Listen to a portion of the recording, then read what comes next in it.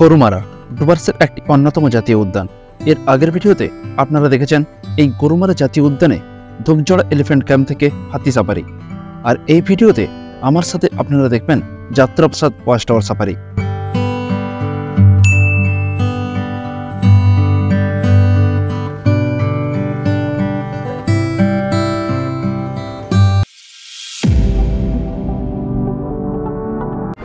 সকালবেলা হাতি সাফারি শেষ করে এখন চলেছি মূর্তি বিট ক্যাম্পের উদ্দেশ্যে। যদিও আমাদের বিট ক্যাম্প থেকে জিপ সাফারির বুকিং রয়েছে শেষ স্লটে, অর্থাৎ বিকেল 3:30-র সময়। এখন আমরা চলেছি তার রিপোর্টিং করতে। আর সাইডে এরকম সুন্দর চায়ের বাগানের ভিউ যা মন ঘুরিয়ে দেয়। সকাল 10টার সময় এসে পৌঁছালাম মূর্তি বিট কার সাফারির কাউন্টারে। গরুমারা ন্যাশনাল পার্কে জিপ সাফারি এবং ওয়াচ টাওয়ার সাফারি আপনারা মূর্তি থেকে অথবা লাটাগুড়ি এনআইসি থেকে করতে পারেন। যেহেতু আমরা ধূপজড়া এলিফ্যান্ট ক্যাম্প থেকে সকালে হাতি সাফারি করেছিলাম, তাই আমরা মূর্তি থেকেই ওয়াচ টাওয়ার সাফারি করব। আমি এখন রয়েছি মূর্তি বিট কার সাফারির কাউন্টারে। এখানে হচ্ছে আপনারা যদি অনলাইন থেকে টিকিট বুকিং করেন তাহলে প্রথমে এখানে আপনাদের আসতে হবে।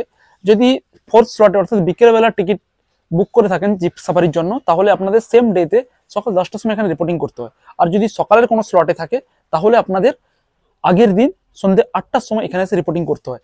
এখানে বিভিন্ন ওয়াচ টাওয়ারের চার্ট দেওয়া রয়েছে, আমি এটা ডেসক্রিপশনেও দিয়ে দেবো।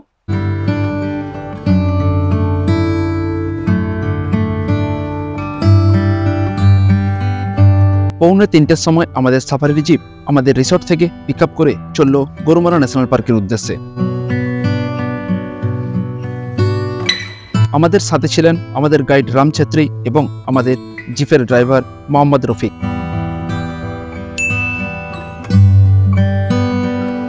জিপ সাফারি এবং ওয়াচ টাওয়ার সাফারিতে একটি জিপে 6 জন করে সাফারি করতে পারেন। আপনারা চাইলে জিপ সাফারি শেয়ারিং এও করতে পারেন। এছাড়াও আপনারা হোটেল থেকে পিক আপ এবং ড্রপ অপশন নিতে পারেন, তার জন্য 200 টাকা অতিরিক্ত দিতে হবে। সময় 3:10 আমরা এসে পৌঁছলাম গরুমারা ন্যাশনাল পার্কের এন্ট্রি গেটে। আমাদের আগে 3টে জিপ অলরেডি এসে পৌঁছে গিয়েছে। 5টা ওয়াচ টাওয়ার আছে, আর এখানে জঙ্গল সাফারি আছে। জঙ্গল সাফারির কাউন্টার আলাদা, ওয়াচ টাওয়ারের কাউন্টার আলাদা। যারা ওয়াচ টাওয়ারের অনলাইনে টিকিট কাটা থাকে তারা ওয়াচ টাওয়ারে যাবে, আর যারা জঙ্গল ওয়াচ টাওয়ারের টিকিট হচ্ছে অনলাইন। আর হ্যাঁ, আর এটা যেটা জঙ্গল সাফারি সেটা হচ্ছে অফলাইন। এই দুটার মজাটা আলাদা একরকম। এটা ঘুরবেন আপনারা 35 কিলোমিটার, কোনো ওয়াচ টাওয়ার নেই, জঙ্গলের ভিতরে ঘুরবেন। আর যেটা ওয়াচ টাওয়ারে যাবেন সেটা এখান থেকে 7 কিলোমিটার নিয়ে যাব, আবার ওইখান থেকে 1.5 ঘন্টার পরে আবার বের হয়ে আসবো। এখান থেকে 7 কিলোমিটার। হ্যাঁ, করে দিয়ে। আর আমাদের কাছে হচ্ছে বাফার এরিয়া আর কোর এরিয়া। জীবজন্তুর কাছে তো আর কোর এরিয়া আর বাফার এরিয়া বলে কিছু নেই, ওরা যেদিকে জঙ্গল পায় সেদিকে যায়। এই জঙ্গল সাফারির রাস্তা হচ্ছে এগুলি, এই যে ডিপ রাস্তা দিয়ে এগুলি দিয়ে ঘুরতে, এটা buffer area. First Jatraprasad watch টাওয়ারে যাবো, মেন পয়েন্ট, তারপরে ফেরার পথে রায়ন পয়েন্ট। হ্যাঁ, ওটাও আছে, ওটা ফিরে এসে তারপরে ওটা হচ্ছে মূর্তিতে। আচ্ছা, আমরা বেরিয়ে ওখানে যাবো। লাটাগুড়ি এখান থেকে 15 কিলোমিটার। যারা লাটাগুড়ি থেকে যাত্রাপ্রসাদ ওয়াচ টাওয়ারে সাফারির জন্য আসবেন তাদেরও এই এন্ট্রি গেট দিয়ে এন্ট্রি করতে হবে। এন্ট্রির আগে বুকিং ডিটেলস গেটে দেখিয়ে অ্যারাইভাল টাইম লিখে সিগনেচার করতে হয় এবং এক্সিটের সময় ডিপার্চার টাইম লিখতে হয়। সময় বিকেল 3:30। গেট ওপেন হয়ে গেল সাফারির জিপের এন্ট্রির জন্য। বাম দিকে চায়ের বাগান আর ডান দিকে জঙ্গলের মাঝখানে রাস্তা দিয়ে আমাদের জিপ এগিয়ে চলল যাত্রাপ্রসাদ ওয়াচ টাওয়ারের উদ্দেশ্যে বন্যপ্রাণ দেখার জন্য। এখানে যাত্রাপ্রসাদ ছাড়াও রয়েছে Chapramari, Chukchuki, Medla, Chandrachur watch tower. Lataguri NIC থেকে সবগুলি ওয়াচ টাওয়ারে সাফারি হলেও মূর্তি থেকে যাত্রাপ্রসাদ, চাপড়ামারি এবং চুকচুকি ওয়াচ টাওয়ারে সাফারি হয়ে থাকে। সমস্ত ওয়াচ টাওয়ারের শেষ স্লটে সাফারির সাথে থাকে ট্রাইবাল ডান্সের ব্যবস্থা। প্রতি বৃহস্পতিবার সাপ্তাহিক ছুটির জন্য জিপ সাফারি এবং ওয়াচ টাওয়ার সাফারি বন্ধ থাকে। আমাদের জিপ গভীর জঙ্গলের মধ্যে প্রবেশ করতে শুরু করলো। কিছুটা সময় যাওয়ার পর হঠাৎ আমাদের সামনের জিপটি দাঁড়িয়ে পড়লো। বুঝলাম কিছু একটা দেখা গিয়েছে। কাছে গিয়ে বুঝতে পারলাম জাতীয় পাখি ময়ূর। আমরা ময়ূরের এত কাছাকাছি গেলেও ময়ূর তার খাওয়ার কাজে ব্যস্ত। ওরাও বুঝে গিয়েছে এনারা আমাদের দর্শনার্থী। সত্যি কথা বলতে লজ্জা নেই, আমি এর আগে এত কাছ থেকে কোনোদিন ময়ূর দেখিনি।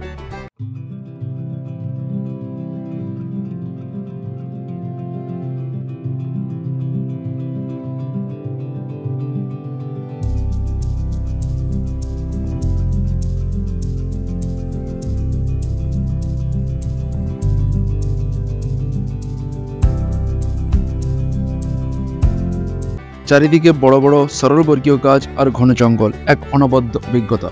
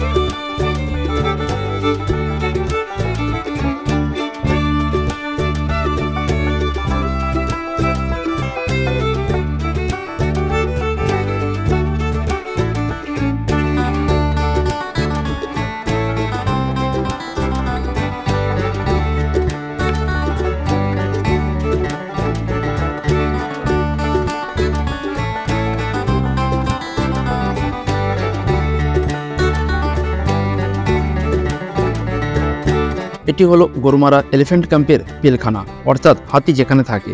এর পাশেই রয়েছে রাইনো পয়েন্ট। আমরা ফেরার সময় এখানে দাঁড়াবো।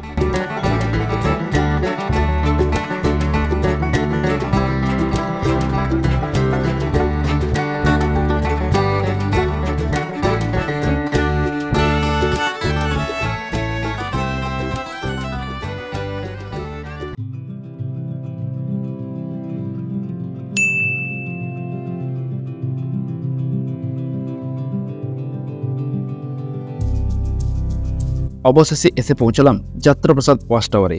বন দপ্তরের একটি হাতির নাম ছিল যাত্রাপ্রসাদ, সেই হাতির নামেই এই ওয়াচ টাওয়ারের নাম রাখা হয়েছে।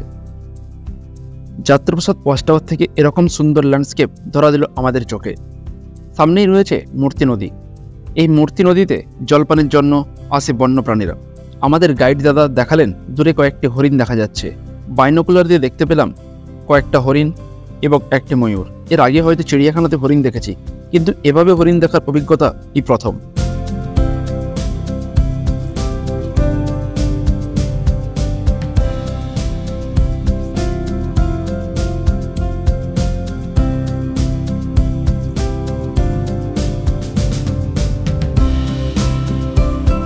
আর এটি হলো সল্ট পিট। বন দপ্তরের কর্মীরা নুন এবং গুড় রেখে দেয় এই জায়গায়, যা খাবার জন্য বন্যপ্রাণীরা আসে। হঠাৎ দেখি সল্ট পিটের পাশে একটি ময়ূর বসে আছে, আর একটু দূরে একটা ময়ূর পেখম তুলে দাঁড়িয়ে আছে।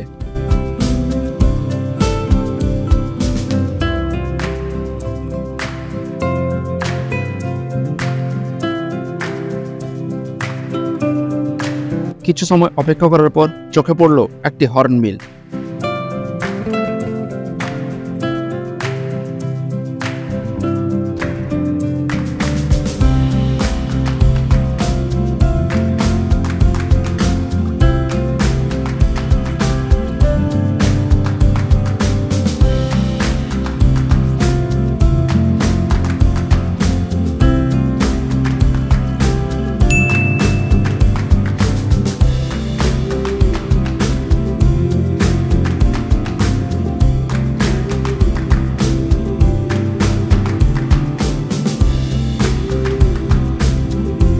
যদিও একটু নিরাশ হয়েছি গন্ডার বা বাইসন দেখতে পাইনি বলে।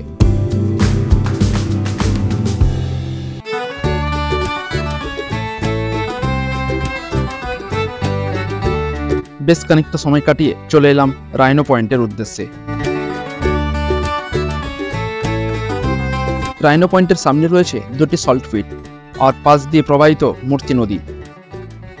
রাইনো পয়েন্টে গন্ডার না দেখতে পেলেও একটি বুনো শুয়োর দেখতে পেলাম।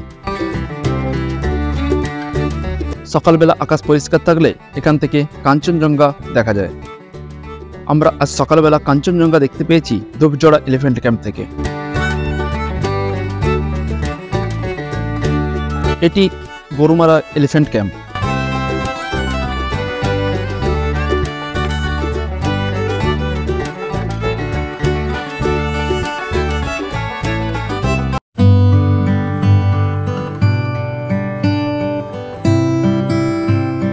এখন চলেছি মূর্তি বিট ক্যাম্পের উদ্দেশ্যে।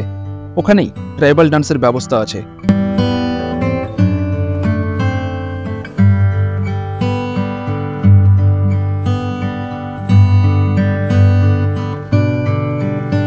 কুড়ি মিনিট পর এসে পৌঁছলাম মূর্তি বিট ক্যাম্পে। কিছুক্ষণ পর শুরু হলো ট্রাইবাল ডান্স।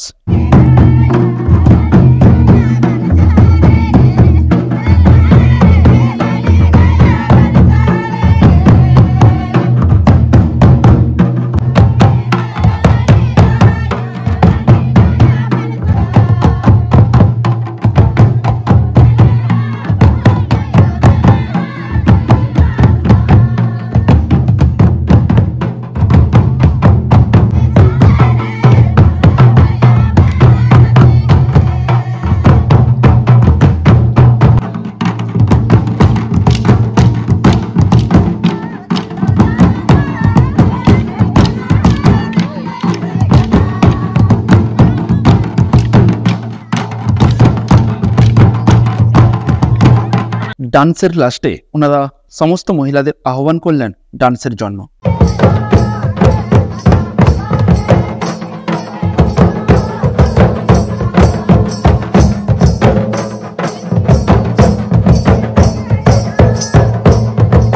যদি আপনাদের ভিডিওটি ভালো লেগে থাকে please do like, share and subscribe. Next ভিডিওতে দেখবেন ডুয়ার্সের 7 পয়েন্ট। তার আপডেট পেতে চ্যানেলটিকে সাবস্ক্রাইব করে বেল নোটিফিকেশন অন করুন।